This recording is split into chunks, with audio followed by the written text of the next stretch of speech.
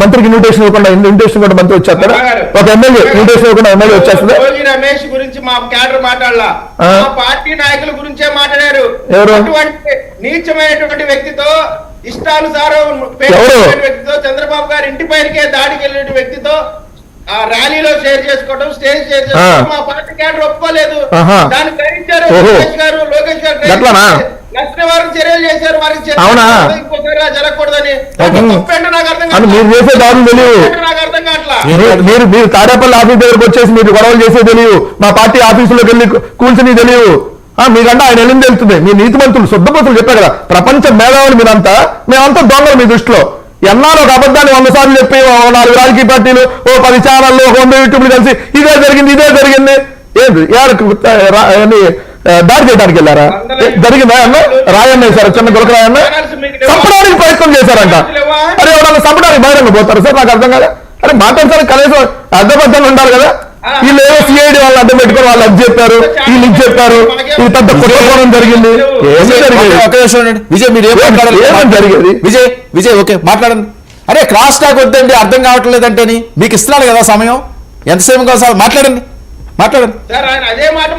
సరే మాట్లాడండి, అందుకని మీకు ఇచ్చారు కదా మాట్లాడండి. మీరేం చెప్పాలి, మీరేం మాట్లాడాలో మాట్లాడండి సార్. ఆయన ఇప్పుడు అగౌరవంగా మాట్లాడారు, గౌరవంగా మాట్లాడమన్నా అందరితో ముగిస్తే అయిపోయింది కదా. నేను గౌరవంగానే చెప్పా కదా. అదే నేను భోషరి కట్ట అంటే ఒక జోగి రమేష్ వినండి, మేము అధికారంలోకి వచ్చాక వాళ్ళంతా తేలుస్తా ఉన్నారు, అవినీతులు చేసేమన్నారు. చాలా మంది చెప్పారు ఈయనకి ఏదో లుకెట్ నోటీసులు ఇచ్చారంటే పేరు నాని గారికి, అలాగే అంబటి గారు అంటారు, లేకపోతే రోజా గారు అంటారు, లేకపోతే కొడాలి నాని గారు అంటారు. ఎప్పుడు అరెస్టులు? వాళ్ళు తప్పులు చేశారా లేకపోతే అదంతా క్రియేషనా? ఇది అడుగుతున్నారు సార్. మేము ఇప్పుడు వాళ్ళ పైన అభియోగాలు వచ్చినాయి, దానికి సంబంధించినటువంటి ఎంక్వైరీ జరుగుతా ఉంది. వాళ్ళు ఖచ్చితంగా తప్పు చేశారనేటువంటి రిపోర్ట్ వచ్చిన తర్వాత మాత్రమే అరెస్ట్ చేస్తాం. వాటిలాగా అరెస్ట్ చేసి చంద్రబాబు నాయుడు గారు అరెస్ట్ చేసి ఆ తర్వాత ఎఫ్ఐఆర్లు పెట్టి ఆ తర్వాత ఎంక్వైరీ చేశారు చూడండి. అటువంటి పనులు మేము చేయట్లేదు. మేము చట్ట ప్రకారం పోతా ఉన్నాం. వారు చట్ట వ్యతిరేకంగా పోయారు కాబట్టి వాళ్ళకి 11 సీట్లు వచ్చినాయి. ఆ విషయం మాకు తెలుసు. వైఎస్ఆర్ కాంగ్రెస్ పార్టీ పరిపాలన ఒక రోల్ మోడల్. ఏ విధంగా రాష్ట్రాల్లో పరిపాలన చేయకూడదు అనే దానికి వైఎస్ఆర్ కాంగ్రెస్ పార్టీ పరిపాలన రోల్ మోడల్. అటువంటి తప్పులు మేము చేస్తాం. విజయ్ ఏంటి జమిలీ ఎన్నికలు వస్తున్నాయట 27 అని చెప్పి చాలా ఉత్సాహంగా ఉన్నారు వైసీపీ వాళ్ళు, నిజమా? సార్ ఇప్పుడు జమిలీ ఎన్నికలు వచ్చేస్తాయి. 2027లో ఎలక్షన్స్ జరుగుతాయి. 2027కి ముందు ఒక 6 నెలల సంవత్సరం ఎలక్షన్ మూవ్మెంట్ వస్తుంది. ఇవి ఆల్రెడీ ఒక 6 నెలలు పోయినాయి. ఇంకా పోతే మొత్తం ఎంత సంవత్సరాలు, 2 సంవత్సరాలే. అప్పటి వరకు మీరు ఓపిక పట్టండి, పార్టీ వీడి వెళ్ళిపోమాకండి అని చెప్పి ఏదో పార్టీ క్యాడర్ ని కాపాడుకోవడానికో లేదో ధైర్యం ఇవ్వడానికో అయ్యి చెప్పారు. 2029లోనే ఎన్నికలు జరుగుతాయి.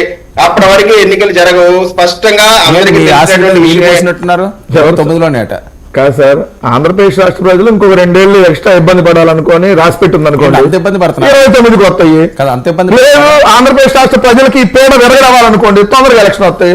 మేము జమిలీ చెప్తున్నామా? కాదండి, జమిలీ చెప్తుంది మేమా? వాళ్ళ ఎన్డీఏ కదా. అవును, మేము ఇప్పుడు కాదండి, 7-8 సంవత్సరాల క్రితం జమిలీకి సంబంధించి పిలిచినప్పుడు కూడా మేము మద్దతు తెలిపాం. ఎందుకు కాదు కదా, బీజేపీకి ఎప్పుడు మీ మద్దతు ఉంటుంది. బీజేపీకి కాదు, ఇక్కడ మీరు గమనించాల్సిన అంశం ఆంధ్రప్రదేశ్ కి 99 నుంచి మీరు చూసుకుంటే 99, 2004, 2009, 2014, 2019, 2024 మొత్తం అసెంబ్లీకి పార్లమెంట్కి ఒకేసారి జరిగినాయి ఎలక్షన్లు. విడివిడిగా జరగల. ఇప్పుడు 67లో 99 నుంచి కంటిన్యూ ఎలక్షన్ మీద చూడండి. అసెంబ్లీ పార్లమెంట్ కి ఒకటే ఎలక్షన్ జరుగుతుంది, విడివిడిగా జరగల. సో మేము దానికి ఎప్పటి నుంచి యాక్సెప్ట్, మేము 7 సంవత్సరాల క్రితం యాక్సెప్ట్ చేసాం. మీ జమిలీ మానేయండి, ఎవడన్నా వద్దన్నాడా? ప్రజలు వచ్చి మీ దగ్గర వినతలిస్తున్నారా? చాలా కష్టాల్లో ఉన్నాం మేము, కాపాడండి మహాప్రభు అని. ఇవ్వాలి సార్. తిరువూరు ఎమ్మెల్యే కొలికిపూడి శ్రీనివాసరావు గారు అని ఎస్సీ సామాజిక వర్గానికి సంబంధించిన ఎమ్మెల్యే, అమరావతి జేఏసీ అన్నారు కదా, ఆయన చెప్పాడు ఈ రాష్ట్రంలో కదా, ఆయన తిరువూరులో 4 వైన్ షాపులు ఉంటే 40 బెల్ట్ షాపులు ఉన్నాయి, చర్యలు తీసుకుంటారు బాబు అని. ప్రజలు రోడ్డు మీద వెళ్తే ఇబ్బంది పడుతున్నారని నేను చెప్పేది కొత్తగా వాళ్ళ ఎమ్మెల్యేనే చెబుతున్నాడు. వాళ్ళ ఎమ్మెల్యే అసెంబ్లీలో మైక్ కట్ చేశారు. ఏది మన జ్యోతుల నెహ్రూ గారు, అయ్యా ఇసుక పాలసీ జగన్మోహన్ రెడ్డి గారు అప్పుడే బాగుంది, ఇప్పుడు మరి దరిద్రంగా ఉందంటే మైక్ కట్టు. నేను చెప్పేదండి వాళ్ళ ఎమ్మెల్యేలు ఎంత దరిద్రంగా పాలన. 6 నెలల్లోనే చాలా ఇబ్బందులు పడిపోతున్నారట. జగన్మోహన్ రెడ్డి గారికో లేకపోతే వైసీపీ వాళ్ళకు విపరీతంగా వినతులు వెళ్తున్నాయట. ఇంత దారుణంగా ఉందా పాలన ఏపీలో?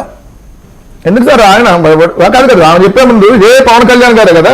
పవన్ కళ్యాణ్ గారు మొన్న ఈ మధ్య మాట్లాడింది కలెక్టర్ల మీటింగ్ లో ఇది మన మీరు అలా మొత్తం అంతా నాశనం చేసి పెట్టేశారు అక్కడ కదా. మొత్తం మీకు ఇంటే ప్రజలు తిరగబడిపోతున్నారు, తిరగబడే రోజులు వస్తాయని. మొన్న అన్నాడు హోంమంత్రి ఫెయిల్, డీజీపీ ఫెయిల్, నాకు కానీ హోంశాఖ ఇస్తే కుమ్మేస్తా, ఎరగదీసేస్తా. ఎక్కడ నా డీజీపీ? బయటకెళ్తే తిడుతున్నారు. మరి ఇప్పుడు వీళ్ళు ఏమని సమాధానం చెబుతారు? ఇవన్నీ తూచండి, వాళ్ళు ఆత్మ మాట్లాడండి, ఇప్పుడు మేము రియల్ గా మాట్లాడుతున్నాం చెప్పండి అన్నాడు. స్టూడియోలో ఉన్న మీ ఇద్దరు కొంచెం సైలెంట్ గా ఉంటే మేము మాట్లాడతాం, సరేనా? కొంచెం చాలు కదా, ఓకే.